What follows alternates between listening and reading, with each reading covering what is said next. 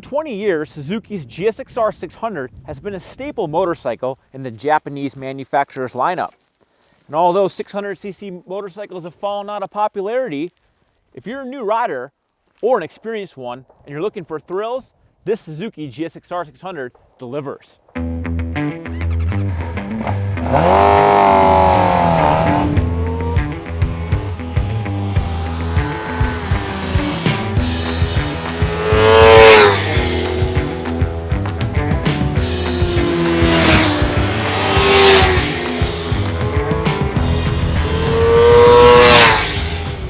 Day and age of a lot of new motorcycles by the other major Japanese manufacturers, selecting different engine formats, the 2 cylinders, the parallel twins, all these new bikes.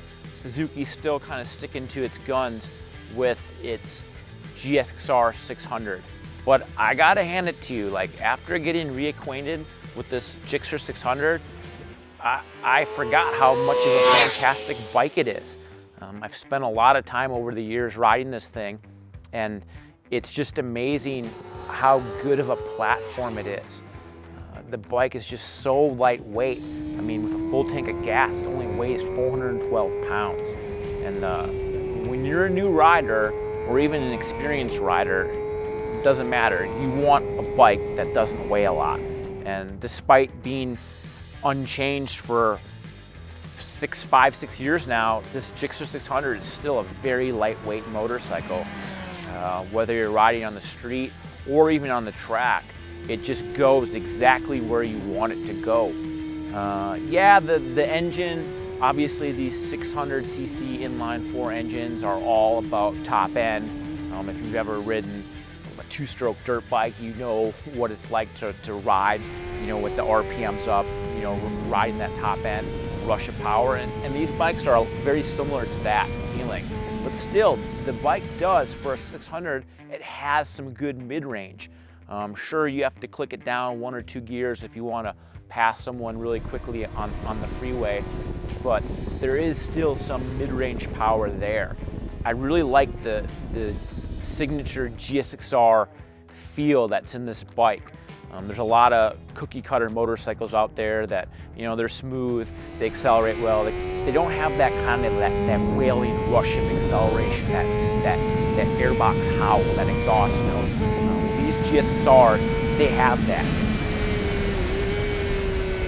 Obviously, being a sport bike, this bike's all about going fast and railing corners.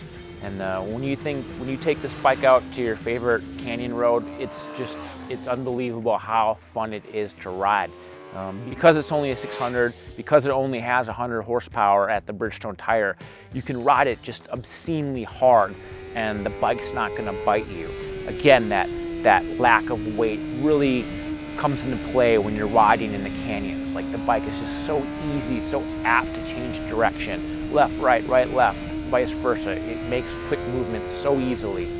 The brakes, yeah, the brakes don't have the latest and greatest ABS technology on them. It's still a manual braking experience, but I like these brakes. Probably my only complaint is they have a tendency to fade a little bit when you're really wailing on them at the racetrack. Again, like, it's a 600, so its terminal speed's not that high compared to 1000. So you're really not jamming on them like you would a bigger bike, but there could be a little bit of room for improvement. So even though this bike is at home on the racetrack or on a canyon road, there is some semblance of comfort on these things. Now, Suzuki's always really kind of gone above and beyond when it comes to the creature comforts. This bike has a really low seating position, even though it's more of a tucked in, you know, hunched over riding experience. The bars aren't that low. So when you're riding this thing around town or on the freeway, it's not that uncomfortable. It's actually pretty comfortable. The windscreen's pretty tall for a sport bike, and there's a good amount of room to actually tuck in. I also like the ability to adjust the foot pegs. Now, a lot of the newer motorcycles are getting away from that. They all have fixed, non-adjustable rear sets, but the ability to tailor that riding position is huge. Now, it's obvious that I really like this GSXR600 motorcycle, but if I was to make this bike mine, there's a couple things that I would do to it. Number one, first thing I would do would be, as soon as the OEM Bridgestone BT016s wear out, I would throw on something new. After that, I would probably go to the aesthetics of the motorcycle. As you can see, the rear fender is just ungodly large. It's very distracting. I think a aftermarket fender eliminator kit would really clean up the back of the bike and make it just look a little bit more modern, a little cleaner. Also would fit a set of stainless steel brake lines. We talked a little bit before about how the brakes are a little bit prone to fade when you're jamming on them. And I think that replacement of the rubber lines with something that's a little more rigid, something that will flex a little bit less as the bike ages, as you put, you know, a year, 2, 3 years on it, I think that would be a good modification. Plus it looks cool. So I'd probably do those 3 things to that motorcycle. At the end of the day, even though this GSXR600 isn't the newest thing on the road, it's not the most flashy, it's not the fastest, it's not the loudest, this is a phenomenal motorcycle. For its $11,000 asking price, you get a lot of bike.